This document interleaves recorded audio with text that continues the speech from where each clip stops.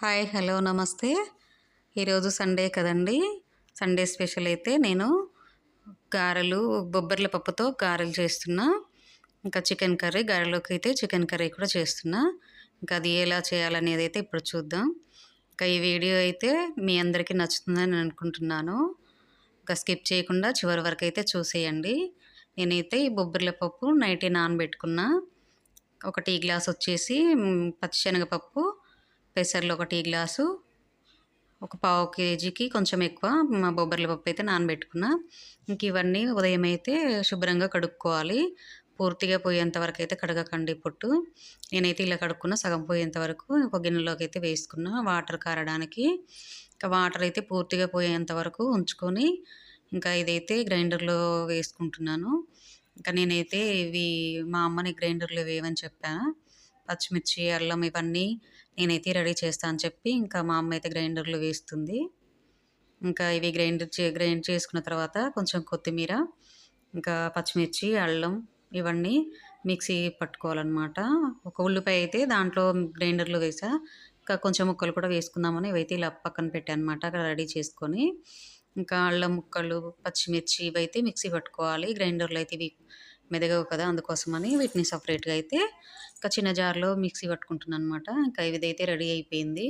మా అమ్మాయి పిండి అయితే తీసి పక్కన పెట్టింది. పచ్చిమిర్చి, అల్లం పేస్టు, ఉల్లిపాయలు, కరివేపాకు ఇంకా ఇవైతే వేసుకుంటున్నా. కొద్దిగా తెల్ల నువ్వులు కూడా ఇంకా పిల్లలకైతే మంచిది కదా అని చెప్పి నువ్వులు కూడా వేస్తా. ఇవన్నీ ఇంకా కొత్తిమీర ఇవన్నీ వేసి కలుపుకున్న తర్వాత ఇంకా మనకి కావాల్సిన విధంగా అయితే గారెలు అయితే వేసుకోవచ్చు. ఇంకా మా పిల్లలకు గారెలైనా, బోండాలైనా ఏవైనా కూడా చిన్న చిన్నగా కావాలి మమ్మీ, చిన్నగా వేయమని చెప్తారనమాట. ఇంకా అందుకోసమనే నేనైతే చిన్నగా వేస్తున్నా. ఇంకా ఈరోజు సండే అయినా కూడా కొంచెం హడావుడిగా ఉందనమాట. మా పాపకు సూర్యాపేటలో ఎగ్జామ్ ఉంది. ఇంకా అందుకోసమని ఆమె వెళ్ళాలని చెప్పి తొందరగా చేయమంటే ఇంకా ఫాస్ట్‌గా చేస్తున్నా. అందుకే ఆ పప్పు అనేది కొంచెం వాటర్ అనేది ఎక్కువ కారిపోలేదు. అందుకోసం పిండి కొంచెం లూజ్ వచ్చింది. ఇంకా అయినా ఇంకా రెడీ చేయాలని చెప్పి ఫాస్ట్‌గా టిఫిన్ అయితే చేస్తున్నాననమాట. ఇంకా ఇలా చిన్నగా వేసుకున్న తర్వాత ఇంకా ఆమెకు చిన్నగా ఉంటేనే ఇష్టం అనమాట. ఇంకా ఫస్ట్ అయితే ఆమెకు పెట్టేసి పంపిద్దామని చెప్పి ఆమె వరకైతే చేస్తున్నా. ఇంక ఇవి రెండు వైపు కూడా టర్న్ చేసుకోవాలి. ఇక్కడ సైడ్ అయితే కాలినాయి కదా, మంచిగా ఫ్రై అయిపోయినాయి. ఇంకా రెండో వైపు కాల్చుకొని తీసుకోవాలన్నమాట. మీడియం ఫ్లేమ్లో పెడితే అవి క్రిస్పీగా వస్తాయి, టేస్ట్ అనేది బాగుంటాయి. ఇంకా మనం హై ఫ్లేమ్లో పెడితే పైన ఎర్రగా వస్తాయి, లోపల కొంచెం పిండిలాగా ఉంటాయి. అసలు ఎంత పలసగా వేసినా కూడా చాలా అంటే చాలా పొంగుతాయి బొబ్బర్ల గారెలు, టేస్ట్ ఉంటాయి. చూడండి ఈ విధంగా మనం ఫ్రై చేసుకోవాలి మొత్తము. ఇంకా ఈ విధంగా ఫ్రై చేసుకొని మిగతావి కూడా నెక్స్ట్ కూడా ఇలానే వేసుకోవాలన్నమాట. గారెలు అయితే రెడీ అయిపోయినాయి. చూడండి ఎంత బాగున్నాయో, చాలా అంటే చాలా క్రిస్పీగా, టేస్ట్ చాలా బాగుంటాయి బొబ్బర్లతో చేస్తే.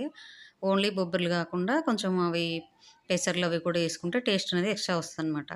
ఇంక ఇప్పుడైతే చికెన్కి ఆయిల్ వేసుకొని జీలకర్ర, కొంచెం బిర్యానీ ఆకు అవన్నీ వేసుకొని పచ్చిమిర్చి, ఉల్లిపాయలు, కరివేపాకు, కొత్తిమీర ఇంక ఇవన్నీ వేసుకున్న తర్వాత ఇంక కొద్దిగా ఫ్రై అవ్వాలి.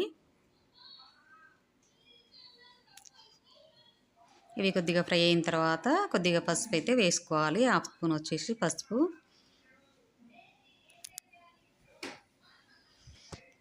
కొద్దిగా అల్లం వెల్లుల్లి పేస్టు,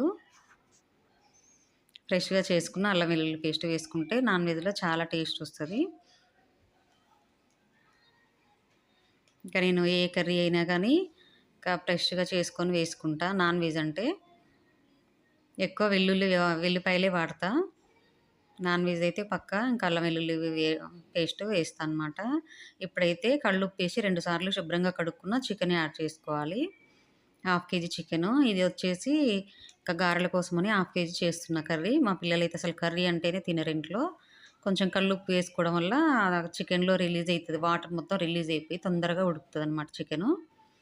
ఇంకా హాఫ్ కేజీ అయితే ఫ్రై చేయాలి, హాఫ్ కేజీ అయితే గారెల కోసమని కర్రీ చేస్తున్నా. ఇంకా ఇలా ఉడికిన తర్వాత ఆయిల్ మొత్తం పైకి వచ్చి రిలీజ్ అవుతుంది కదా, పైకి కనపడుతుందిగా. ఇంకా ఈ స్టేజ్లో అయితే కారం వేసుకోవాలి.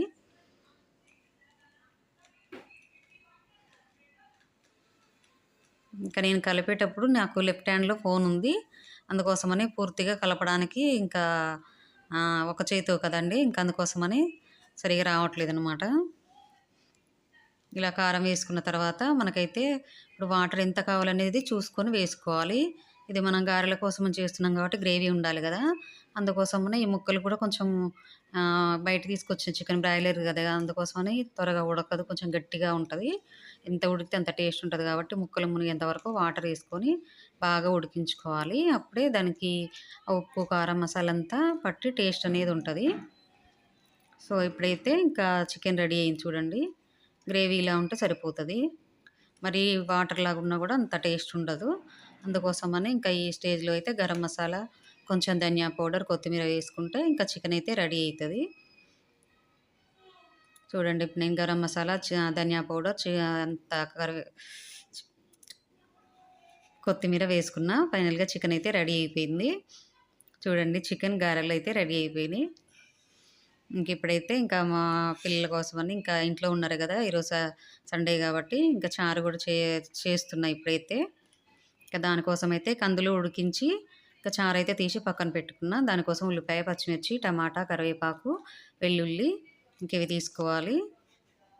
ఇంకా గిన్నె పెట్టుకొని ఆయిల్ వేసుకొని జీలకర్ర, ఆవాలు, ఎండుమిర్చి కూడా వేసుకొని అవి ఫ్రై అయిన తర్వాత ఇంకా 2 పచ్చిమిర్చి కూడా వేసుకోవాలి. టేస్ట్ కోసం 2 పచ్చిమిర్చి, వెల్లుల్లి, కరివేపాకు ఇవన్నీ వేసుకొని 2 పచ్చిమిర్చి టేస్ట్ కోసమని ఇంకా అవి కూడా వేసుకోవాలి. ఉల్లిపాయలు కాస్త ఎక్కువగానే వేసుకోవాలి. చారు కదా!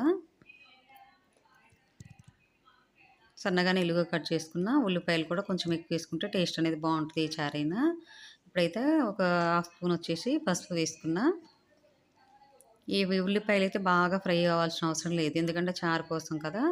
బాగా ఫ్రై అవ్వాల్సిన అవసరం లేదు. కొద్దిగా మగ్గిపోతే సరిపోతది. సో, ఇలా మగ్గితే సరిపోతదనమాట. ఇంక ఇప్పుడైతే కరివేపాకు వేసుకోవాలి.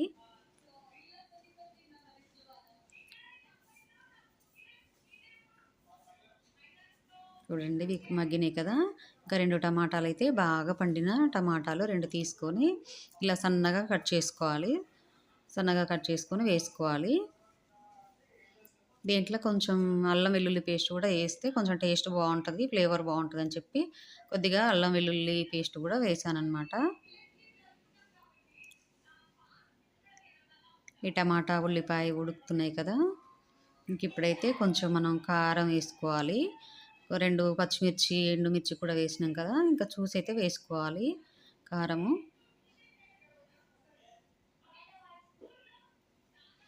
కారం వేసి ఒక నిమిషం అలా ఉడికిన తర్వాత ఆ కారం పచ్చివాసన పోయిన తర్వాత మనం పక్కన పెట్టుకున్నాం కదా!